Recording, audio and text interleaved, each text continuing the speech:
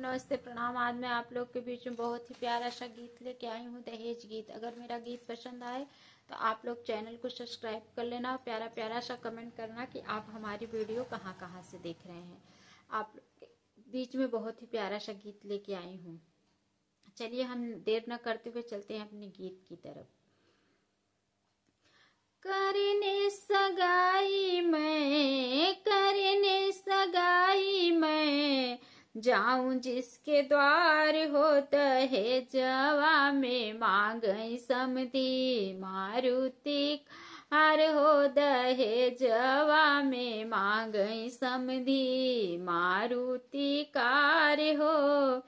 एक त दुल्हवा मांगई पढ़ी लिखी बीबी, एक त दुल्हवा मांगई पढ़ी लिखी बीबी, दूजे दहेज वा में रंगीन टीवी, दूजे दहेज हमें रंगीन टीवी। दुल्हा के छोटे भाई, दुल्हा के छोटे भाई मांगई बिसियार हो दहेजवा में मांगई समधी मारुति कार हो दहेजवा में मांगई समधी। करने सगाई मैं जाऊं जिसके द्वार हो दहेजवा मांगई समधी मारुति कार हो दहेज हमें मांगई समधी मारुति कार हो। दुल्हा के माई के छाए बाहई नखरा, दुल्हा के माई के छाए बाहई नखरा। 10 न बटुआ चाहिए और खखरा, 10 न बटुआ चाहिए और खखरा।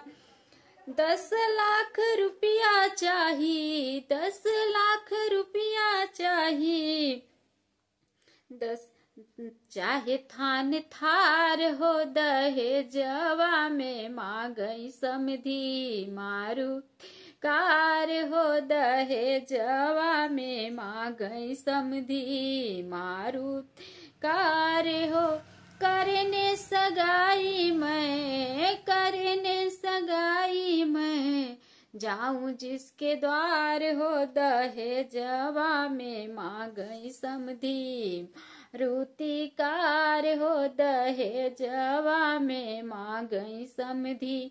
दुल्हा के बहनी मांगई सोने का अंगूठी, दुल्हा के बहनी मांगई सोने का अंगूठी। सुंदर भौजाई चाहे, सुंदर भौजाई चाहे रहे न कलूटी। दुल्हा के आजी मांगई, दुल्हा के आजी मांगई मोतियन कहार हो दहेजवा में मांगई समधी मारुति कार हो दहेजवा में मांगई समधी। करने सगाई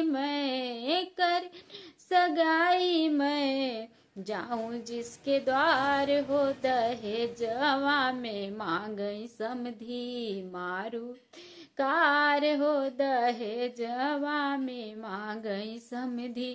दुल्हा के चाचा मांगई कैसन हीरो हंडा, दुल्हा के चाचा मांगई फैशन हीरो हंडा।